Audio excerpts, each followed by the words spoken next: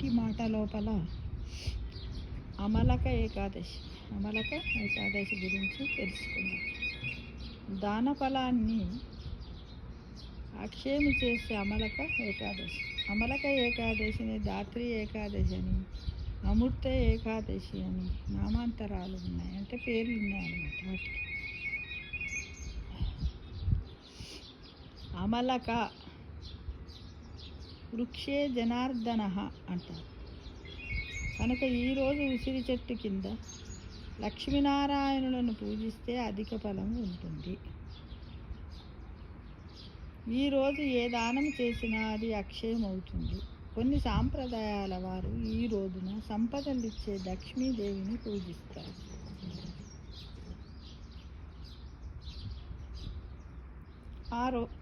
ఈ రోజున లక్ష్మీదేవి ఆ చెట్టులో ఉంటుందని భావిస్తారు. అలాగే ద్వాపార యుగంలో శ్రీకృష్ణుడు, రాధ ఈ చెట్టు సమీపంలోనే నివసించేవారనేది కూడా ఒక కథ ఉంది.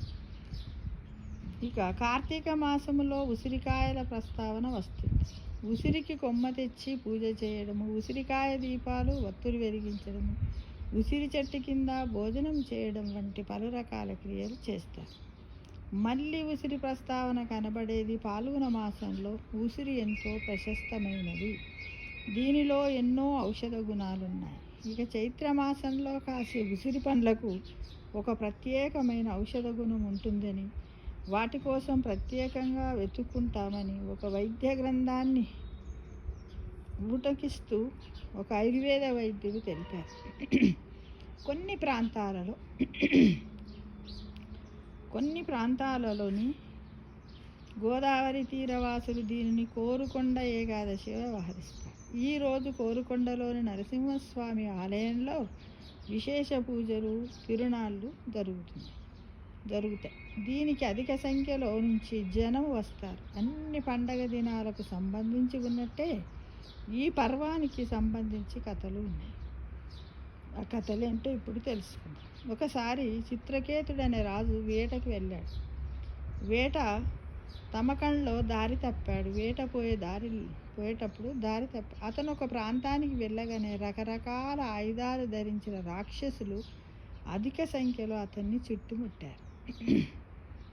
వారితో యుద్ధంలో అతను గాయపడకపోయినా అలసిపోయి స్పృహ తప్పాడు. ఆ సమయంలో ఒక దివ్య శక్తి వెలుగు రూపంలో అతని శరీరం నుంచి వెలువడి రాక్షసులందరినీ హతమర్చింది. కొద్దిసేపటికి స్పృహలోకి వచ్చిన చిత్రసేనుడు తనపై దాడికి వచ్చిన వారందరూ పడి ఉండడం చూసి ఆశ్చర్యపోయాడు. అప్పుడు ఆకాశవాణి అతన్ని ఒక దివ్య శక్తి రక్షించిందని, దానికి కారణము అతను ఏకాదశి వ్రతాన్ని ఆచరించడమేనని పేర్కొంది. అంటే ఏకాదశి వ్రతం యొక్క మహత్యము, ఏకాదశి రోజు మన ఉపవాసం ఉన్నట్టయితే ఎలాంటి ఆపదనైనా ఈ విధంగా స్వామివారు ఆదిశక్తి రూపంలో వచ్చి మనల్ని కాపాడతారు. ఒక శక్తి రూపంలో వచ్చి, ఒక దివ్య శక్తి రూపంలో వచ్చి మనల్ని కాపాడతారనేది మనకు దృఢ విశ్వాసం. ఇక ఆ తర్వాత అతని రాజ్యములో ఆ వ్రతము, దాని ఫలితము ప్రసిద్ధి పొందింది. ఎక్కువ మంది దానిని ఆచరించడంతో రాజ్యములో శాంతి సామరస్యాలు వచ్చి రాజు ఏం చేశాడంటే, వచ్చి రాజ్యానికి పోయి తనకి జరిగినటువంటి విషయాన్ని ఏ విధంగా ఏమైంది అనేది అంతా అక్కడ వివరించేసరికి మనం కూడా చూడి ఈ పూజ చేస్తే ఈ ఫలితం నేను కూడా చేస్తాను అప్పుడే మొక్కుకుంటాము. అలానే అక్కడ రాజ్యంలో కూడా చాలామంది ఇవి చేయడానికి సంసిద్ధులేరు. దీనికి సంబంధించి వ్రతఫలాన్ని చెప్పే మరొక కథ బ్రహ్మాండ పురాణంలో వశిష్ఠుడు చెప్పినట్టుగా ఉంటుందని విజ్ఞులు చెబుతారు. దాని ప్రకారము విదీష రాజ్య ప్రభువైన చిత్రరథుడు విష్ణు భక్తుడు. అతని రాజ్య ప్రజలు కూడా విష్ణు భక్తుడే. రాజు విష్ణు భక్తుడే, అదృష్టంతుడు అంట. రాజ్యంలో ఉన్న ప్రజలంతా కూడా విష్ణు భక్తుడే. అలా ఉండాలని ఏమీ లేదు కదా, కానీ అక్కడ వాళ్ళు కూడా విష్ణు భక్తులు. ఒక ఏడాది అతను కొంతమంది భక్తులతో ఒక నదీ తీరంలో ఉన్న ఒక అమల వృక్షం వద్ద విష్ణు పూజ చేశాడు. దీనిలో భాగంగా రాజు పరశురామ అవతారంలో ఉన్న విష్ణువును కూడా పూజించారు. వారందరూ ఉపవాసం ఉండి రాత్రంతా విష్ణు భజనలు పాటలు పాడుకుంటూ జాగరణ చేశారు. ఆ సమయంలో ఎటువంటి వేట దొరకక ఉపవాసం ఉన్న ఒక వేటగాడు కూడా వారితో పాటు రాత్రంతా జాగారం చేశాడు. ఆ కారణంగా అతను మరుజన్మలో రాజుగా జన్మించాడు. అతనికి వసీరథుడని పేరు పెట్టారు. అతను కూడా వేట తమకంలో రాక్షసుల బారిన పడడము, ఒక దివ్యశక్తి చేత రక్షించబడటము వంటివన్నీ జరిగాయని చెబుతారు. గత జన్మలో చేసిన అమలక ఏకాదశి ఫలితంగా అతనికి ఈ జన్మలోనూ రక్షణ లభించిందని చెబుతారు. ఏది ఏమైనా ఎటువంటి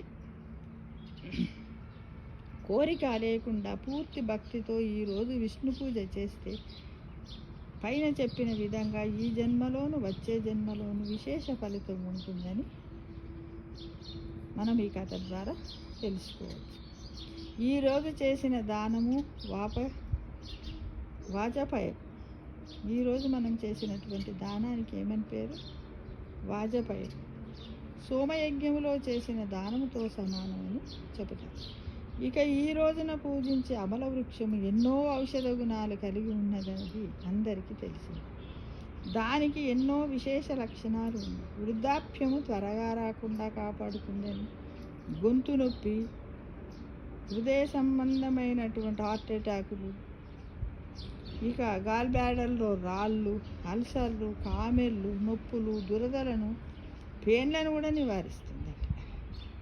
జీవక్రియలు వేగంగా జరిగేలా చేస్తుందని, రక్తం లోపల షుగర్ లెవెల్స్ తగ్గిస్తుందని, జీర్ణక్రియకు ఉపయోగించే పీచు పదార్థము దీనిలో ఎక్కువ అని, మలబద్ధకాన్ని కూడా నివారిస్తుందని